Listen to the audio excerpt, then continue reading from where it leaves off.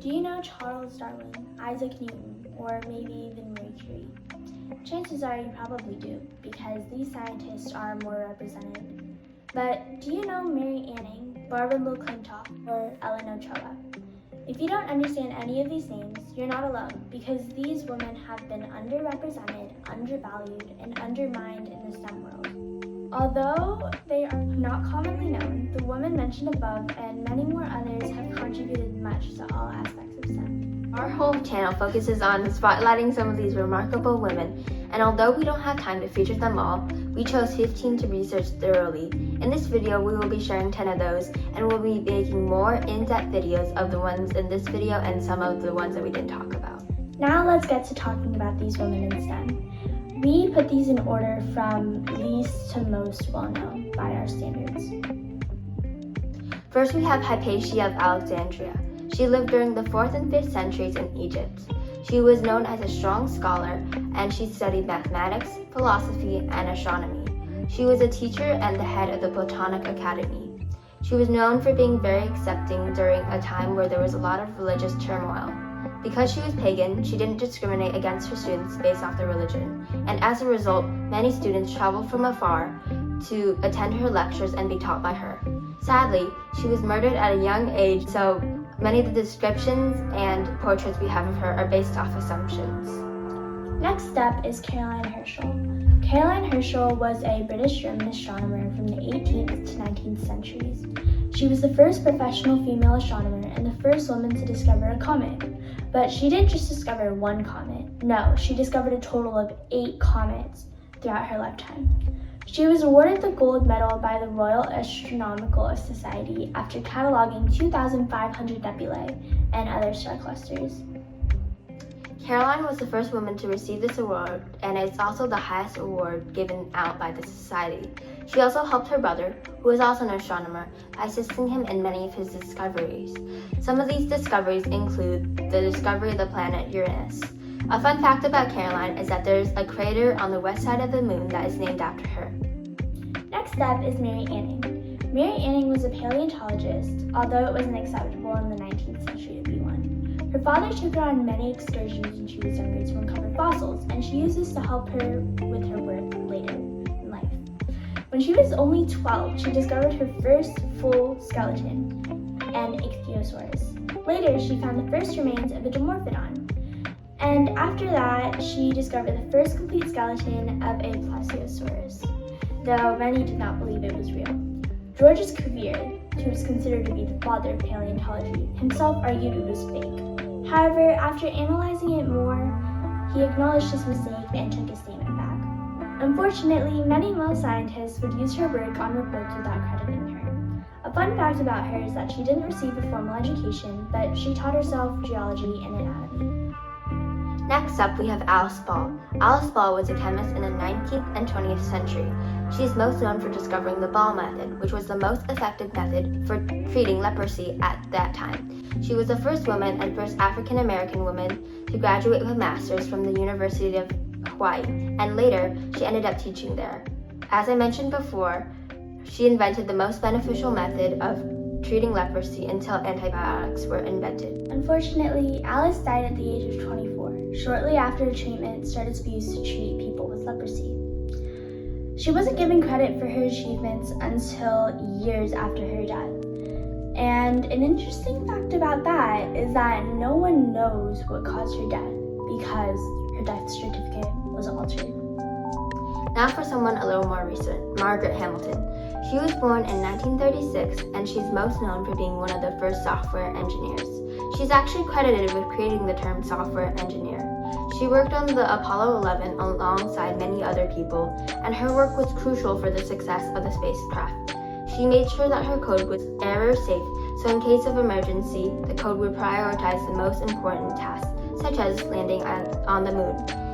In the end, due to her thoroughness, Apollo 11 was successfully landed on the moon and made it back to Earth safely. Another semi-recent scientist is Barbara McClintock. She lived in the 20th century and went to Cornell University and studied with a biology major. After she graduated, she earned her bachelor's, master's, and PhD in science. She is most known for her work on maize, corn plants, or more specifically, her work on the corn's chromosomes. McClintock was especially interested in how certain corn characteristics change from one generation of corn to another. She is also known for her work on jumping genes, which she learned from studying corn. She found that specific parts of genes can jump to different places in a genome, hence the name jumping genes. Originally, her work was ignored, and it wasn't until later that other scientists recognized her studies. So in 1983, she won a Nobel Prize in Physiology. She is the only woman to have received a Nobel Prize in that category individually. Ellen Ochoa is an American astronaut. She was born in 1958, and as of the time of this video, she is 65. She is known for being the first Hispanic woman to go into space. She went to Stanford University, which is located in California, and graduated with a master's and PhD in electrical engineering. This helped with her work as she helped create many systems that eventually got patented. Over the course of the time being an astronaut, she went on 4 space flights and spent over 40 days in space. The next person is Jennifer Doudna. She is an American biochemist who was born in the 20th century. She's known for her work on CRISPR gene editing, and she got her bachelor's in chemistry from Pomona College. She then went on to receive her master's and PhD in biological chemistry and molecular pharmacology from Harvard. She worked on CRISPR gene editing with a colleague named Emmanuel Charpentier. This is a technique that can extract small amounts of DNA, and this helps with genetic diseases because once you cut off the problematic part of the DNA, the cell tries to repair itself by creating a whole new set of DNA or instructions for your body. It's like fixing a flaw in the system. Mae Jemison is another American astronaut. She is known for being the first African American woman to go into space. When she was younger, she dreamed of becoming an astronaut and a scientist, but when she expressed her wish of becoming a scientist to her teachers, they responded that being a nurse was a better job for girls like her. When she was only 16, she graduated from high school and went on to get a scholarship from Stanford University. She decided to go to medical school after achieving her bachelor's degree, and she was stationed as a Peace Corps officer in Africa for 2 years. When Sally Ride became the first American woman to go into space, Mae's interest in space was revived, and she applied to NASA in 1987. She was accepted in that same year and left for space in 1992. Lastly, we have Marie Curie. She was a Polish and French physicist in the 19th and 20th century. She is definitely one of the most well-known people on this list of women in STEM. She's most known for her discovery of 2 elements, polonium and radium.